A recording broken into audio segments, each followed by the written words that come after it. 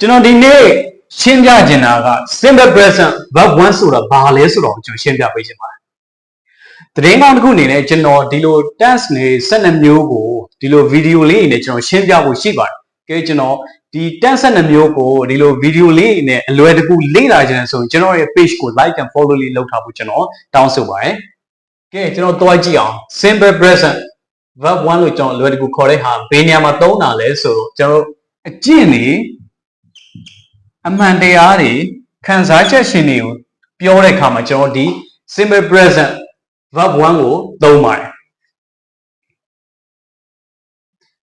ကျွန်တော်တစ်ချက်တော့ကြည့်လိုက်အောင်အကျင့်ဘယ်လိုအကျင့်နေလဲဆိုတော့ခါကြတော့ငါမနက်တိုင်းမျက်နှာတစ်တယ်မနက်တိုင်း coffee တောက်တယ်မနက်9နာရီအိပ်ရာထတတ်တယ်မနက်တိုင်း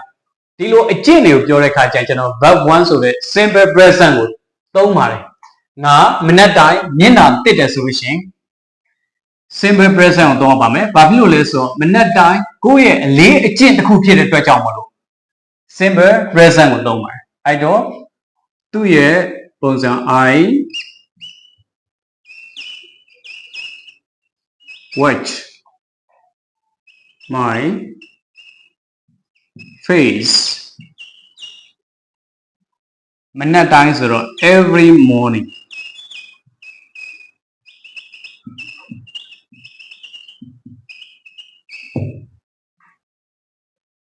အလေးအကျင့်ကိုပြောတာဖြစ်တော့ကြောင့်ကျွန်တော် verb 1ကိုသုံးပါနော်နောက်တစ်ခုကအမှန်တရားကိုပြောမယ်ဆိုရင်ကျွန်တော်တို့နေရအရှိမထွက်ရအနောက်မှာဝင်သည်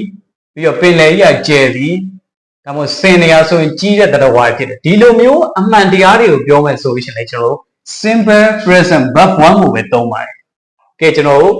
နေသည်အရှိမထွက်ရအနောက်မှာဝင်သည်ဆိုတာလည်းဒါuniversal truth ဒါတဘာဝအမှန်တရားဖြစ်ပါတယ်အဲ့တော့ကျွန်တော်တို့ simple present verb 1ကိုသုံးပါမယ်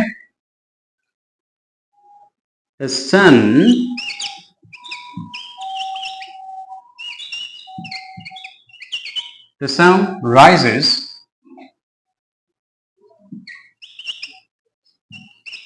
in the east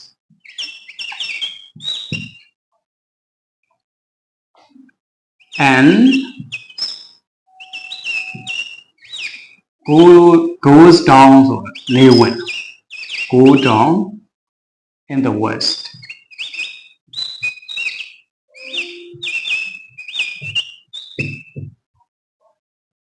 the sun rises in the east and goes down in the west တရားဆိုလဲနေသည်ရှေ့မှထွက်ရင်အနောက်မှဝင်သည်ဆိုလဲအမှန်တရားဖြစ်တဲ့အတွက်ကြောင့်မလို့ကျွန်တော်တို့ verb 1ကိုသုံးတာဖြစ်ပါတယ်ကဲနောက်တစ်ခုစိတ်ခံစားချက်အရှင်တွေကိုပြောတဲ့ခါကြလို့ရှိရင်ကျွန်တော်တို့ simple present verb 1ကိုပဲသုံးတာဖြစ်ပါတယ်။မဟုတ်ငါ coffee ကြိုက်တယ်သူမ coffee မကြိုက်ဘူးသူကလက်ဖေးကြိုက်တယ်ဒီလိုမျိုးတွေဆိုလို့ရှိရင်ကျွန်တော်တို့ simple present verb 1ကိုပဲသုံးပါတယ်။အဲဆိုရင်ငါ coffee ကြိုက်တယ်ဆိုလို့ရှိရင် I like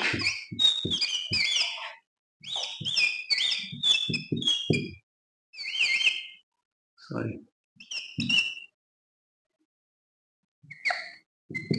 ငါ coffee ကြိုက်နော်ဟုတ်ပါကျွန်တော်ဒီလိုစိတ်ခံစားချက်အရှင်တွေလေးကိုပြောတဲ့ခါကြာလို့ရှင်လေဒီလို I love coffee ပြီးတော့ I like tea လက်ဖေးကြိုက်တယ် coffee ကြိုက်တယ်ဒါဖြစ်သူသဖြင့်ပြောလို့ရှင်လေကျွန်တော်တို့ဒီ verb 1ကိုသုံးတာဖြစ်ပါတယ်